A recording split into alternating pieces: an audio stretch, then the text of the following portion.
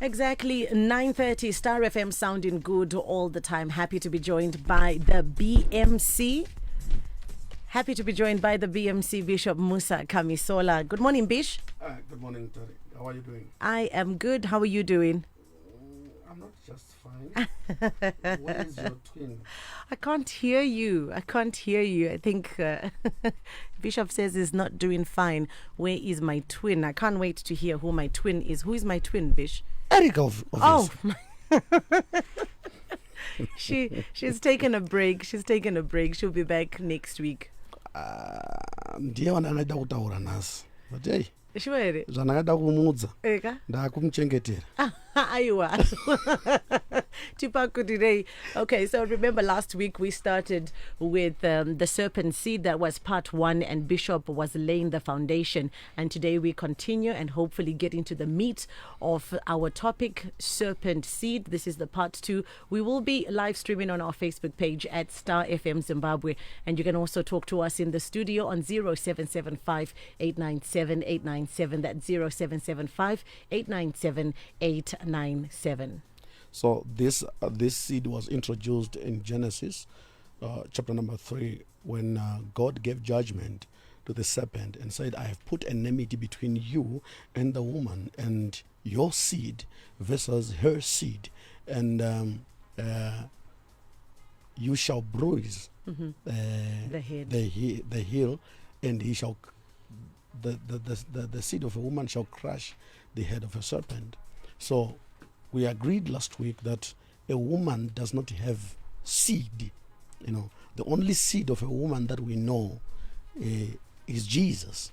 You know, and Jesus Christ is the Word of God. You know, so isusu takazouya tiri product yeshoko rake. We are the seed of the woman, and we must understand that we have got an enemy out there in on the serpent seed, and that serpent seed is after you heal. And you know why they heal? Because the heel no button on the spinal cord. The moment that you are beaten by the seed of the serpent, it means kafambiro kako kachange kakabenda. You know, that will come later. But again, I'm going to go ipapo as I'm reintroducing the topic. We could maybe those who did not get in touch with us last week may understand what we are talking about. You know, and this seed takataura takadarika futi nemukuEgypt tichitaura pamusoro pana Pharaoh, and ukawatarisisa uchaona kuti paida kumanifesta the type of Christ anonzi Messiah ainzi Moses. Panguva iyoyo pakaintroducwa kuuraiwa kwema boy child vekwa Israel. And like I said, Pharaoh was a system and not a human being, because there is a Pharaoh who met Abraham, and there was a Pharaoh who met Isaac, there was a Pharaoh who met Jacob, and there is a Pharaoh akazosangana na Moses. Sauchana kuti izita raipiwa anyone anenge are in position. And fast track, you discover that there was also a system, Herod, and Herod is also a system. And this Herod now ndiye anga akapositionwa to make sure kuti adila na Jesu. That's why you see there was a Herod akada kuuraya Jesu paakazvarwa. Jesu akatiza akaenda kuEgypt, and pakazoita another Herod akazotanga kunetsana nana Jesu kuenda kuresurrection etc. Saka uchaona kuti izita raiuya occasionally pavanhu vanenge vari places of power. Now when the seed of the woman, the original seed, had come, ukacheka pa Matthew chapter number 2 pari kunzi Herod achinzwa kuti kwazvarwa mambo, zvinonzi wakashedza the leaders of the church. You know, now between Malachi and Matthew there's 400 years where God was not speaking anything, and panguva iyoyo pakamanifesta machurch ainzi masynagogue. You know, when you look in the Old Testament, there is nothing called a synagogue. A synagogue is manifesting in the New Testament, you know, karipa side petembe, you know, and the seed of the serpent, yanga yato gara yato govern kari church panguwa idzodzo. Pap manifesta bokare vanhu vainzi mapharisees, vaizikana kuti vanoziva shoko zisingaite. They are so intellect, you know, they are powerful people, but they were the seed of the serpent. They were standing guard vachimirira kuti kana angouya chete timupedzere. So now Jesus Christ is coming, and those are the people that were called. Zvikanzi muri kuziva here kuti mambo ainzi achazvarwa pesa apa achazvarirwa kupi, vakati kudi zvikanzi kuBhethlehema reJudhea, vaitoziva and vanga vakatozvimakirira. Ndobva vatanga kuita macalculations, vakaona kuti shuwa munhu azvarwa uku ndiye. Ndo Herod pakati no, kana makudzoka mondiudzawo paari ndonomuita makorokoto nekuti waida kumuuraya. Right.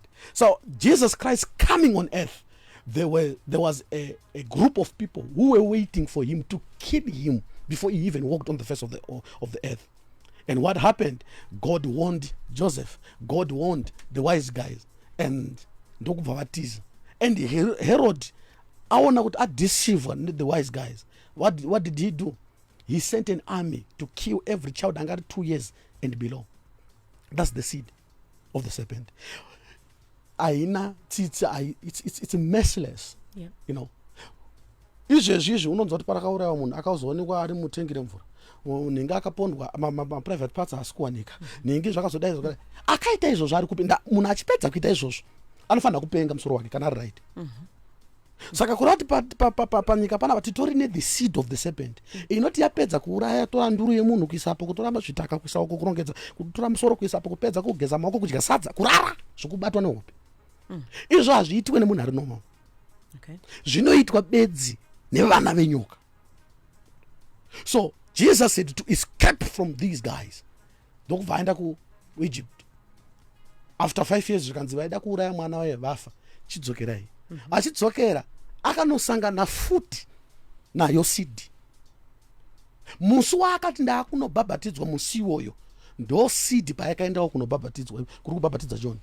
John achivaona ndokubva ati imimi vana venyoka, ndiani akutipirai pamusoro pekuparadzwa kuchazouya. That is around St. Luke. Let me check. No, doesn't check. St. Luke chapter 3 from verse 1 to 9. Inotaura pamusoro pe the brood of vipers.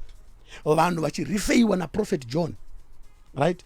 Kuti imimi muri vana venyoka. Ndoda kuti muzviziva, vazhinji vaiona this scripture vaifunga kuti John wanga achishaudha vanhu.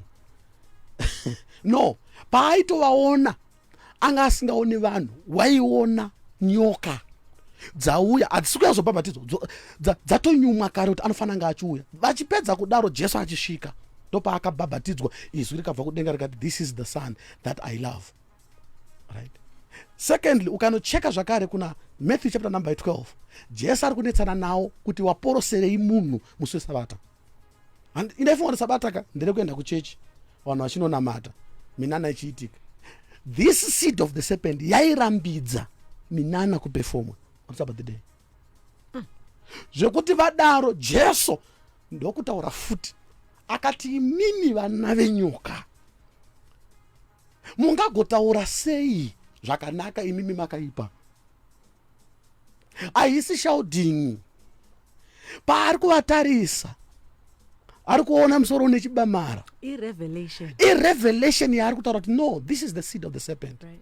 That's why you discover that every time Jesus Christ preached, the Pharisees were there. But varipo vanga vasingatendeuki. Because the serpent seed does not have a soul. The gospel is meant for a soul. It's only a human soul that accepts and that is convicted by the word of God. These guys did not have a soul. They are just there. Pavanenge vari vanenge vachingocomplaina kuti zvaitirwei ivo havatendeuki. There is a time when these guys sent soldiers, the Roman soldiers who were pagan people, kuti endai munomusunga. They arrived where Jesus Christ was. Jesus is preaching. Anga asingaite munana ipapa, havana kushamiswa nemunana, vakashamiswa newisdom. Achitaura kudai so vakabata muchiuno vakati what, ndiye munhu watatumirwa kuzouraya here.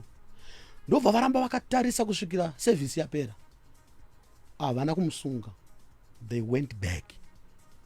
Vachisvika zvikanzi mamushaya, zvikanzi no tamuwana, zvikanzi ari kupi, zvikanzi tamusiya, zvikanzi asaramba here, zvikanzi no hana kuramba. Munhu wamukutaura wamatituma munomuziva here, zvatinomuziva. Zvakanzi dai maimuziva mamusinga. Murume uye anotaura zvatisati tambonzwa panyika ino. Hakuna munhu anotaura like that.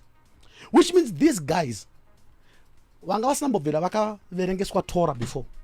Pavakanzwa Jesu achitaura, they were convicted. They could not arrest him.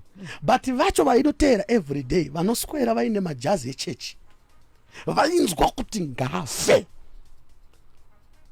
So this seed inovenga everything chine chekuita nezvakanaka. Okay. When Lazarus was resurrected from the dead, vari kunzi pavakasvika vakaona Lazarus aina Jesu achidya. Hey, ari kutodya. So serpent seed inogona kutokuvengera kudya chako chako kwete kutenga moto kudya. Zvinonzi vakatanga kutsvaga kuti vangauraya sei Lazaro so that they can conceal the testimony, because Lazarus achifamba on the face of the earth, it was a testimony that Jesus is the Christ, and those vanga vasingade izvozvo. So you see kuti this seed ukanosvika even na Matthew chapter 23 vakatanga futi kunetsana nenyaya yekuti muri vana venyoka. Ivo vachiti no tiri vana vaAbrahama, zvanzi no, baba venyu imimi chacho ndikandikuudze, baba venyu ndiSatani. Nekuti dai baba venyu vari Abrahama amainzwa kuda kundiuraya, inini ndakaudzwa kare kuna Genesis kuti enemy yangu is seed of the serpent. The moment you create enmity with me, you are a brood of vipers. Muri kunzwa kuti dai ndafa nekuda kwababa venyu akagara ari muurai, diabolos. Saka isusu pataiverenga tichikura taifunga kuti kupopotedzana. Nyamba Jesu haana kuya pano kuzopopota. Zvese zvaari kutaura uri kureva izvozvo iseed yenyoka. So I want you to know kuti kune nyoka dziri muma human bodies dziri kufamba on face of the earth, inogona kutokupfimba mukadanana uchidanana nenyoka usingazvizive. Ukaona uri munhu anoti pakaitika chinhu chakaipa kumwe munhu wanzwa kasensi kekufara nesatisfaction, so uri mwana wenyoka. Zvinoitika chete izvozvo kuvana venyoka. Isusu takakura kudhara maticha achirova. Kune maticha aiti akabata mwana akarova, even usingamude iwewe, usingawirane munhu iye hauseke. Anenge arongedzwa panzvimbo yake cheche. Vanhu vakada vairorwa panonzi paassembly. Vamheno zvavanenge vaita uko vadidi vairorwa. Aiti akapedza kurohwa chikoro chese chanyarara kuti zii, hauzoti ukada kudaira zvinozoita sei futi kwauri. That's a human soul. Come on. Ine kakunzwira kainoita. But the seed of the serpent inotemera kuodza painorova inonzwa satisfaction. Mukaicheka inowanika kuna Romans chapter number 1, I think kuna 30 something, inotaura kuti and they don't just practice sin but they also delight on those who do wicked. Avatadze chete iwo but vanofadzwawo zvakare nevanotadza. Saka uchaona kuti kutadza kune madimensions. Pane kutadza kuti iwo watadza, kozoita kuti unonzwa kuti dai panyika pano patadzwa varume. You are a seed of the serpent. Uri mwana wenyoka. Unaziva kuti munhu wakagara naye ungave mukombe ungave chi, unogona kunge usinganyatsomuziva sezvaari chaizvo, akakuudza dzimwe nhau dzaapindana nadzo. Ndine vamwe vakachitaura kuti inini izvezvi ndazotendeuka izvezvi, but ndichiziva ndanga ndine pamuviri 2000 chakati, ndakabereka mwana ndikamuputira ndikamusiya Mutara, ndikakwira bhazi ndikaenda South Africa. Handizoti mupenyu here, handizoti akafa here, zvekutosvika kutotanga kunofara ikoko. I want you to know kuti humanity can go the extra mile to invent sin. Ukanocheka the same chapter here Romans, ukaiverenga uchaona kuti inenge ichitaura pakunyanya about the seed of the serpent, kuti kunyange though they knew God, they did not glorify him as God, but they gave themselves to a debased mindset. You know, they became inventors of evil. Kuloncha chivi chinyowani chekuti Satani ari kugehena anotozoudzwa kuti kune zviri kuitika zvitsva kuZimbabwe, kuti kuchinzi kune kamwe kadoro kaintroduced nevanhu. So I want you to understand that there are people who are inventing a new way of sinning. They are the seed of the serpent. And their mouths are so full of intelligence. When they speak, you are convinced. They are trying by all means to make sure that Jesus is unpopular. They did not start fighting him today. They started fighting him since time immemorial. Saka pakataurwa zvekunamata so akavhura muromo wake akataura, unoonesa kuti haashuwa tikupedzera nguva kumachecho. Is serpent seed. And you must understand kuti the serpent seed, it is subtle. It is so powerful. Ndiri kunzwa kuda kupinda mumadetails but handikwanisi. Inner influence. Yakaipa. You know. Inner influence. I look. I know how heavy this topic is. I know the work that you've put in, and you holding back. I can feel it that you are holding back, but. Ingoti deka one kana munhu achienda kuspa kunowaksiwa zviya unobva wandoti vanokuisa hot wax havabvisi mbichana because ukabviswa mbichana ka bvudzi richisumuka kudai so zvezvirwadza saka unongoiswa hot wax unongonzi wa tobva vakurumidza kubata otozvati zvaita obva watoziva kuti no ndabo. So okay, the serpent seed inokugadzirirai matambudziko, yokugadzirirai solution. Mofunga kuti ndova right. Is a serpent seed.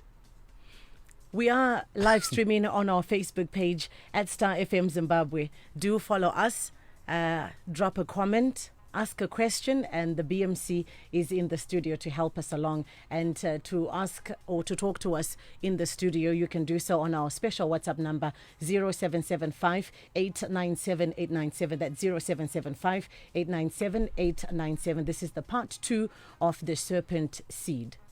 So, kunotori nezvirwere zvakagadzirwa mumalab, because this seed iri intelligent, iri educated, iri advanced, zvekuti inokukirieterai matambudziko morwara okukirieterai antidote yokuudzai kuti mwari wenyu hagone kukununurai, ini ndinogona kukununurai. Remember, in Babylon it happened as well. Nebuchadnezzar told kuti you are going to do what I say. You are going to worship my God. If you are still worship my God, I can't unfairness. It's like power worship. It's like urukuda kusave na hii asari create a problem. That's the serpent seed you need.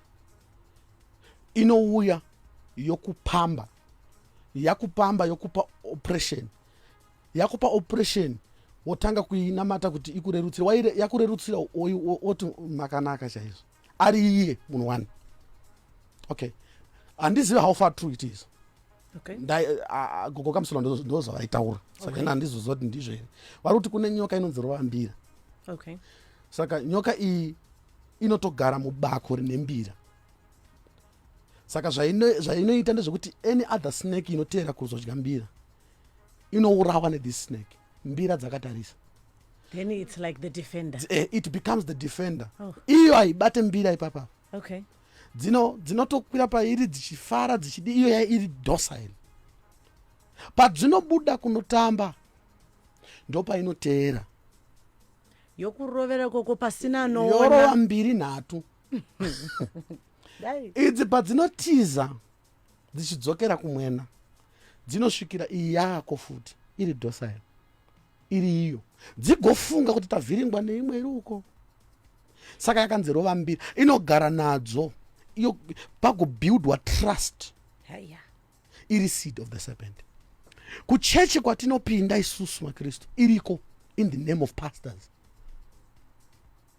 Kunotorida vafundisi vana venyoka and they know the Bible kudarika iwewe, because they came as the Pharisees.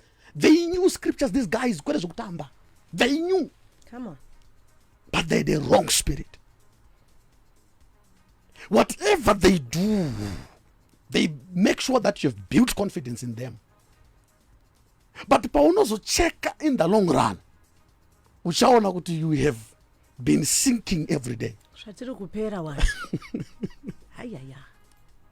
Unozviziva here kuti kune seed yenyoka in the name of pastors vekuti vanotumira vanhu muvanhu first. Kuri mamukoka imi muchechi kwenyu. Next month tiri kukudaiwa. Anokudza kuti ndikokei in time. Next month tiri kukudaiwa. Anotanga kutumira vatendi vake boys. Runotanga kuya kuzoattend a service 2 weeks 3 weeks. Richigather information about vatendi vemo. Richiendesa. My goodness. Pavanozouya. Prophet inorwa ipapo ka. Mese munochema, you cry. Bishop. Oh man. Okay. So, serpent seed airwadzi anonyepa ari papulpiti. Imwe yacho ndaiudzwa kuti haigone kumira pamberi pevanhu isina kunwa doro. Kuhotel room inenge ine vanasikana. Mazuva ano kwaane mafundisi kuti vakakokana vanoprovidirana nzenza kumahotel rooms. Endai munominista kumuranda waJehovha. Apedza ouya pamberi ogoti in the name of Jesus. Ne voice. Bishop. Ne voice rakazodzwa. It's a serpent seed. Airohwe nehana. Zvako zvekuti ukatadza unotombonzwa kuti usaenda kuchechi kuchamwari kuti mana ndikasvika. Ndinononhongwa. Kune vanotadza like it's business as usual. And they do it in the presence of God. Ugonzi ndaona zvakati ugonzo shwa nyaya icho kwadi. But hausikuzati 2 weeks ago pane kamukomana kakauya kaitaura newe nyaya yachikusvika waita open up. Kuti uchizozvibatanidza 1 plus 2 hazvisirizvo. Zviri kuitika musvondo vakapinda.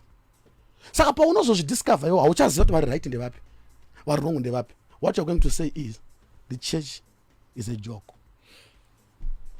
Christ has been discredited.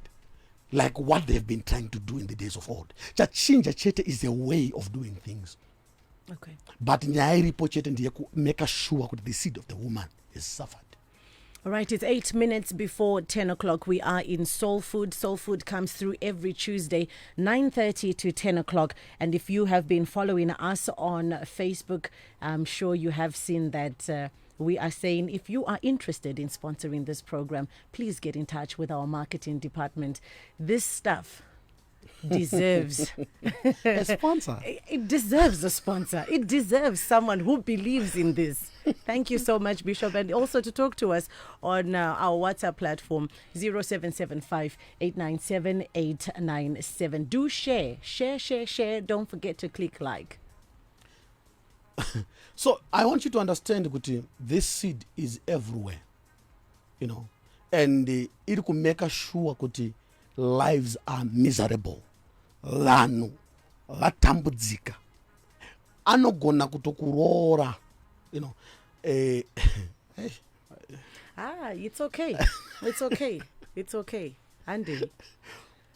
Unogona kutororwa nenyoka. Ugofunga kuti wagamuchira mbeu yomunhu. Iyo wagamuchira mbeu yenyoka. Product ichabuda ipapo inokonzera chaos ku humanity. Some of those people that are the ones who grow to become physicians. Okay. They become doctors. Okay. But they are the seed of the serpent. No. We're not saying all physicians. We're not saying all doctors. He's saying some of them would grow up to be that.